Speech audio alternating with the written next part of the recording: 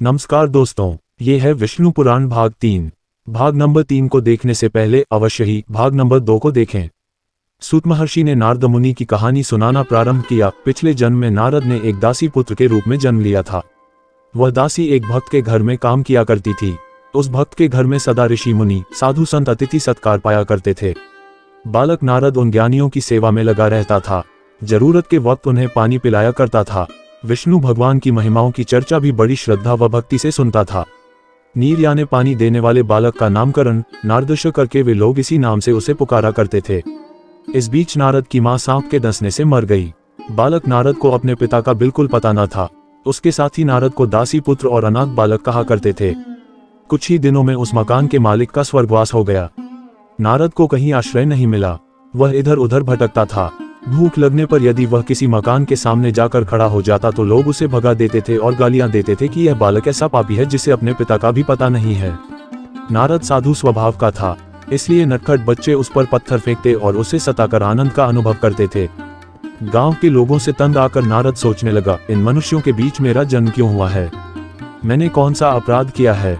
ये लोग मेरे प्रति ऐसे अत्याचार क्यों करते हैं? आखिर कीड़े मकोड़े, जंगल के जानवर भी मजे से जी रहे हैं। शयों सोचते हुए नारद जंगल की ओर चल पड़ा। उसे ऋषि मुनियों की बातें याद हो आईं। मुझे भी तपस्या करके देवताओं के बीच जन्म लेना है। शयों निश्चय कर नारद ने तपस्या करना शुरू किया। अनाथों का जो रक्षक है, जो सारे जगत का पिता है, वही मेरे लिए भी पिता है। वह मुझे कुछ भी बनाए पसंद है। इस प्रकार सोचते नारद ने समय का ख्याल किए बिना भयंकर तपस्या शुरू कर दी। नारद की तपस्या पूर्ण हो गई। उसके भीतर एक तेज ने प्रवेश किया। एक ज्योति के रूप में प्रत्यक्ष होकर विष्णु भगवान ने कहा, वत्स नारद, तुम मेरे अंदर विलीन होने जा रहे हो। इसके बाद तुम ब्रह्मा के मानस पुत्र के रूप में जन्म धारण करोगे। तुम चिरंजीवी होकर तीनों लोकों का भ्रमण करते हुए सदा मेरी स्तुति किया करोगे। इसके बाद नारद ने विष्णु के अंश को लेकर ब्रह्मा के मानस पुत्र के रूप में जन्म लिया और देवमुनि के रूप में पूजा पाने लगे। विष्णु भगवान की लीलाओं के अवतारों में एक नारद का अवतार भी बताया गया है। ऐसे नारद मुनि से उपदेश पाकर ध्रुव तेज गति के साथ आगे बढ़े चले जा रहे थे। उस समय उत्तम कुमार रोते हुए आ पहुंचा और ध्रुव के सामने हाथ फैलाकर उनको रोकते हुए बोला, भैया आप कृपया जंगल में मत जाइए। आप जंगल में चले जाएंगे तो मैं किसके साथ मिलकर हरि का भजन करूंगा? मेरी माताजी ने आपको डांटा, पर मैंने क्या किया है? मुझ पर आप क्यों नाराज होते हैं? आप रुक जाइए। शयों कहते हुए उत्तम फूट फूट कर रोने लगा। ध्रुव ने उत्तम कुमार के गले लगकर समझाया, मेरे छोटे भैया, मेरी माताजी ने मुझे जन्म दिया। मुझे क्या ये साबित नहीं करना है कि मेरी माताजी भी महान है? इसीलिए मैं जा रहा हूँ। उत्तम बोला, तब तो मैं भी आपके साथ चलूंगा। आप तपस्या में लग जाइए। मैं आपके लिए कंद मूल फल लाया करूंगा। ऐसा करने पर तुम्हारी माँ रोएंगी। मेरे छोटे भाई, मैं तुम्हारा बड़ा भाई हूँ, इसलिए तुम्हें मेरी बात माननी ही पड़ेगी। जाओ, शाह ध्रुव ने कहा। ध्रुव के मुंह से ये बातें सुनकर उत्तम कुमार वहीं पर लुढ़क पड़ा और रोने लगा। सुरुचि आकर उसे समझाने लगी। इस पर उत्तम गुस्से में आकर बोला, माँ तुम मुझे छुओ मत। तुम्हारी वजह से ही बड़े भैया जंगल में जा रहे हैं। सुरुचि लज्जा के मारे सर झुकाकर अपने को कोसने लगी, मैं पापिन हूँ, मेरे ही कारण ये सब हुआ। इतने में राजा उत्तानपाद पहुंचकर बोले, ध्रुव तुम रुक जाओ, ये सब मेरी मंद बुद्धि की वजह से ही हुआ है। मेरा राज्य तुम्हारा है, वापस चलो। इस बीच ध्रुव काफी दूर तक चले गए थे। नारद ने सुनीति से कहा, माताजी तुम्हारे गर्भ से एक रत्न जैसा पुत्र पैदा हुआ है। तुम अपने बेटे के बारे में बिल्कुल चिंता मत करो, नारायण स्वयं उसकी रक्षा करेंगे।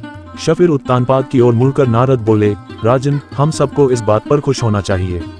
आपके पिता और ध्रुव के दादा स्वयंभू मनु के वंश के लिए भी बालक ध्रुव अपार यश का कारण बनेगा। इसमें किसी का कोई दोष नहीं है। ये श्रीमन नारायण का संकल्प है। शयों समझाकर नारद मुनि ने सबको शांत किया। मधुवन में बैठकर ध्रुव ओम नमो नारायणाय का मंत्र जापते तपस्या कर रहे थे।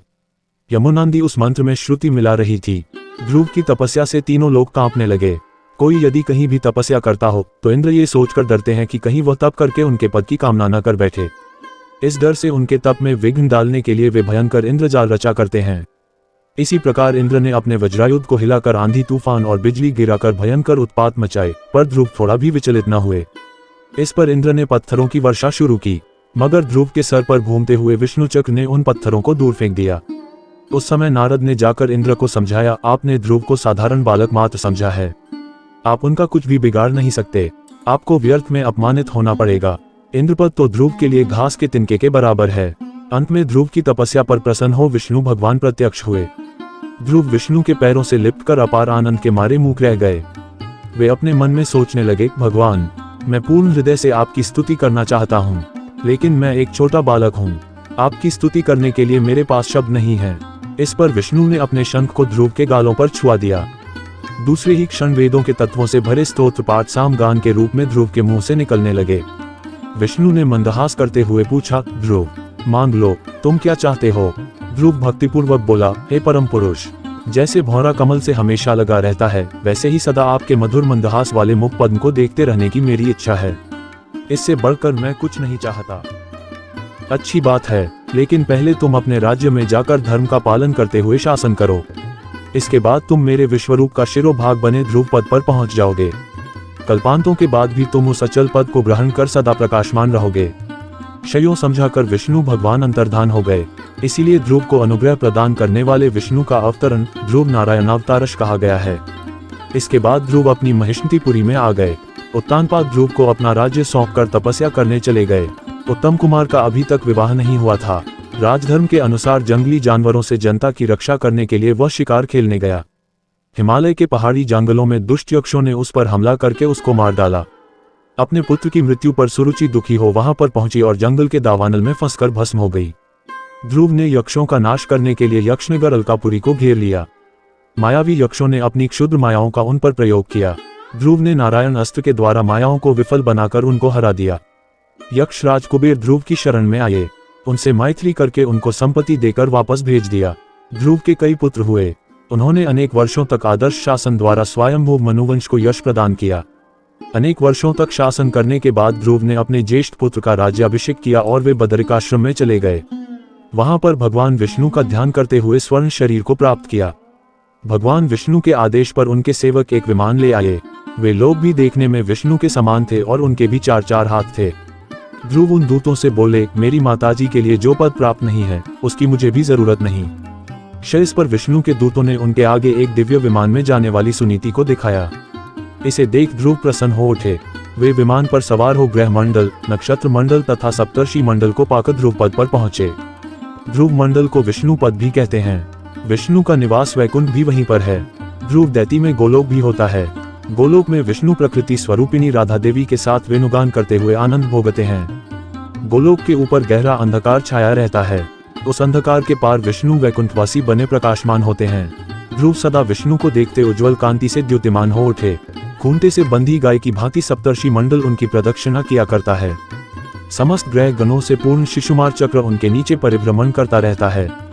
गोलोक के नीचे ब्रह्मा का निवास सत्यलोक, तपलोक, जनलोक, महलोक, स्वलोक, भुवलोक, भूलोक नामक 7 ऊर्ध्वलोक तथा भूलोक के नीचे अधोलोक कहलाने वाले अतल, वितल, सुतल, रसातल, तलातल, महातल और पाताल लोक, ये 7 मिलाकर 14 लोकों के ऊपर विश्व के शिवराग पर ध्रुव समस्त दिशाओं के लिए दिशासूचक बनकर अचलपद नक्षत्र के रूप में प्रकाशमान रहते हैं।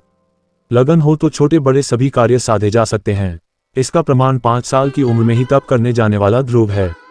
क्षयों ध्रुव की कहानी समाप्त कर सूत महर्षि फिर सुनाने लगे। अगर मत्स्य केवल जलचर है तो कच्छप यानी कछुआ जल और भूमि पर भी चलता है। जल में से प्राणी भूमि पर आ गया यानी जलचर की दशा से भूचतक का विकास हुआ। इसीलिए कछुए के रूप में विष्णु अवतरित हुए जो दशावतारों में दूसरा अवतार है।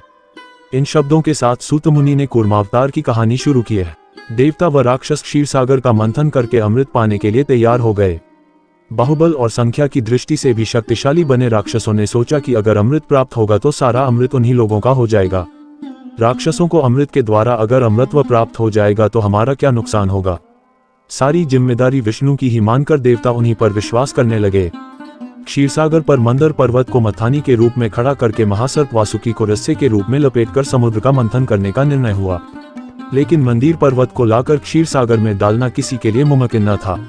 विष्णु ने उन पर अनुग्रह करके ये काम संपन्न किया, इसीलिए वे गिरधारी कहलाए। राक्षसों ने वासुकी सर्प को सर के छोर से पकड़ने का हठ किया। विष्णु ने देवताओं को समझाया कि वे राक्षसों की बात मान लें। तब विष्णु ने भी सबके अंत में वासुकी की पूंछ के छोर को पकड़ लिया। इसके बाद क्षीरसागर को मथने का काम शुरू हुआ। विष्णु पुराण भाग नंबर 3 यहाँ पर समाप्त होता है। भारतीय पौराणिक इतिहास के कुछ अनसुने तथ्य एवं रोचक जानकारी जानने के लिए अंत तक बने रहें और नेक्स्ट भाग देखने के लिए सब्सक्राइब करें हमारे चैनल को। धन्यवाद।